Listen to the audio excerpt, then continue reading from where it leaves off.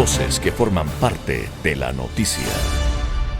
En las últimas semanas hemos escuchado algunos reclamos de racistas, sobre todo de racismo, sobre todo lo que tiene que ver con el fútbol. Vinicius Junior en Valencia, en un partido, hace casi ya 2 semanas.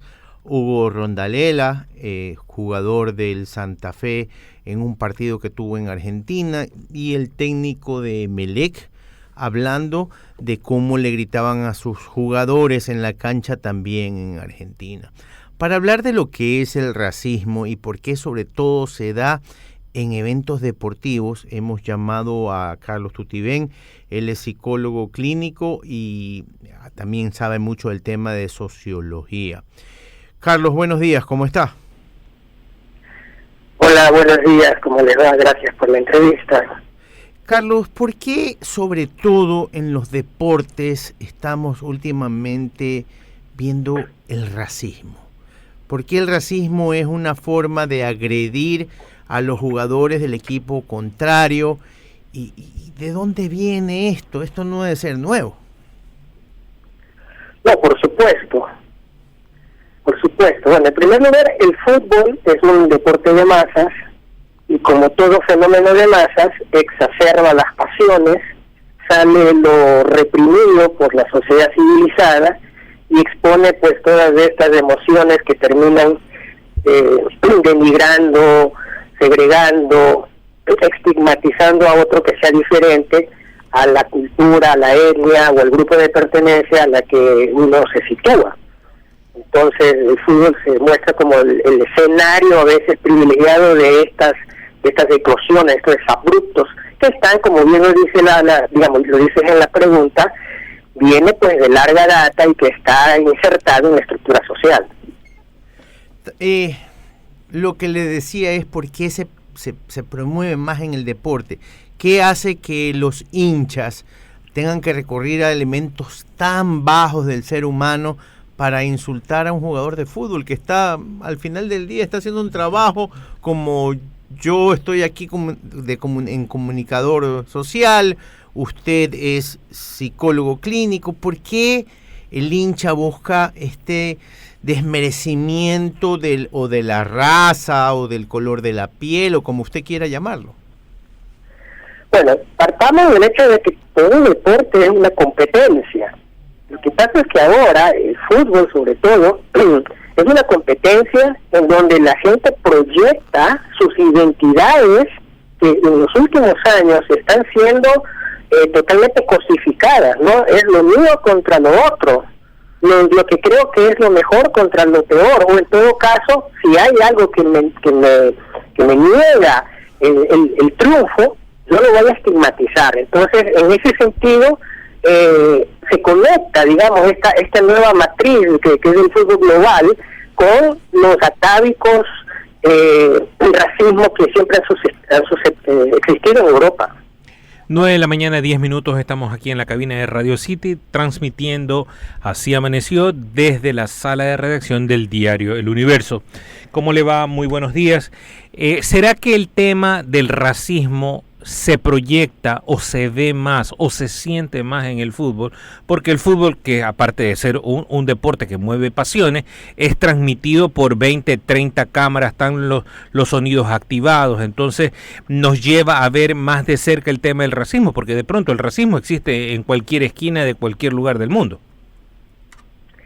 Claro, es decir, como lo manifestaba antes, ¿no? El fútbol, al ser un deporte globalizado, de alta competencia, pero donde se juegan las identidades parcializadas de las naciones, de los grupos, de los equipos de fútbol, que a su vez cada uno es como una trinchera identitaria. Entonces yo soy del Real Madrid y me opongo al Barcelona como tal, o el Barcelona del Ecuador contra el Barcelona contra el Emelec.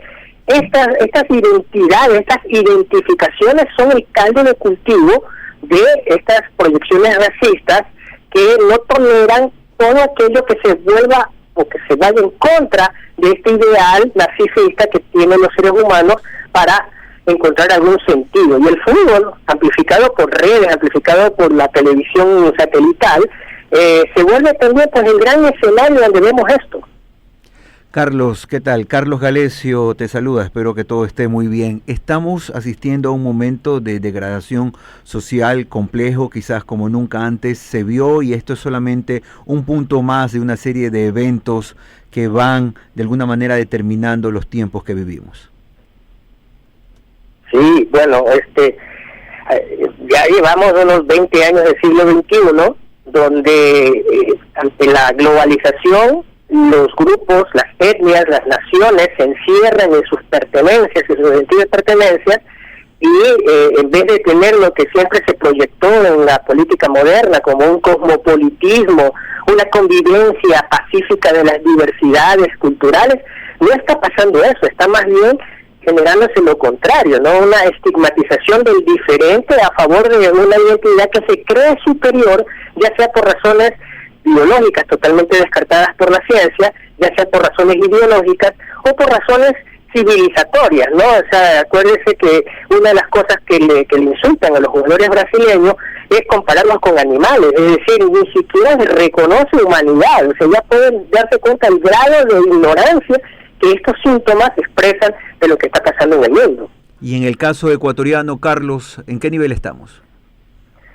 Bueno, el Ecuador no es ninguna excepción por una sencilla razón, ¿no? Ecuador fue filtrado bajo la modalidad colonialista desde hace 500 años, en el que se nos fue constituyendo en nuestra humanidad y en nuestra culturalidad, en función también de una diferencia racial, que dicho sea de paso, la ciencia no sostiene, la ciencia no habla de raza, la ciencia y la antropología habla de etnias.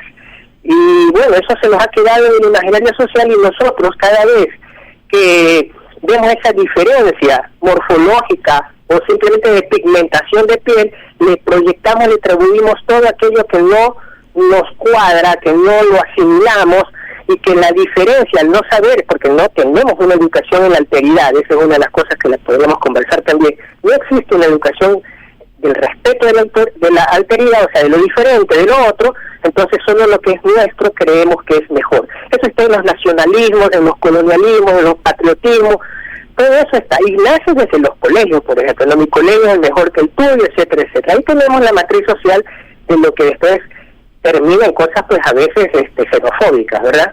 Carlos, el Estado, por no decir el gobierno, el Estado, ¿no es culpable en gran parte de no tener leyes claras para el racismo? Porque Ronald mencionaba la cantidad de cámaras, pero usted va a un partido de fútbol americano en Estados Unidos y a un americano, por lo menos delante mío, nunca se le ha ocurrido decir las palabras que los ofenden a los afroamericanos. Bueno, es una combinación de factores, ¿no? El tema no solamente es que haya o no hayan leyes, sino si se las aplica, y sobre todo si los ciudadanos son ciudadanos que las respeten, ¿no? Entonces es un problema complejo, multidimensional, que solo se puede tratar desde el punto de vista de una aceptación de que somos muy, digamos, polideterminados. Pero eso no significa que haya la responsabilidad individual siempre. Por ejemplo, y esto lo he dicho a mis alumnos, ¿cómo se puede uno curar, entre comillas, del racismo? Primero reconociendo que lo eres, fundamentalmente que lo eres, y luego descubrir qué es aquello que me detona esta intolerancia étnica, racial, y trabajar sobre eso para desmontar el prejuicio, porque el racismo es un prejuicio, ¿no?, arraigado en la emocionalidad del sujeto, que no es cuestionado, no ha sido interpelado, no ha sido desestructurado, y funciona y opera todo el tiempo como una manera de distinción por supuesto nefasta, negativa, porque genera segregación, genera exclusión, etcétera, etcétera. Queremos agradecer a Carlos Tutibén, psicólogo clínico y también sociólogo, ha estudiado mucho el comportamiento humano, es docente universitario y ha analizado con nosotros este tema tan complejo, los actos racistas que se han presentado de manera consecutiva en los últimos días en el mundo del fútbol. ¿Qué pasa también en Ecuador y hacia dónde vamos? Pues seguramente la conversación todavía es muy larga. Gracias a él por su tiempo, son las 9:17 minutos.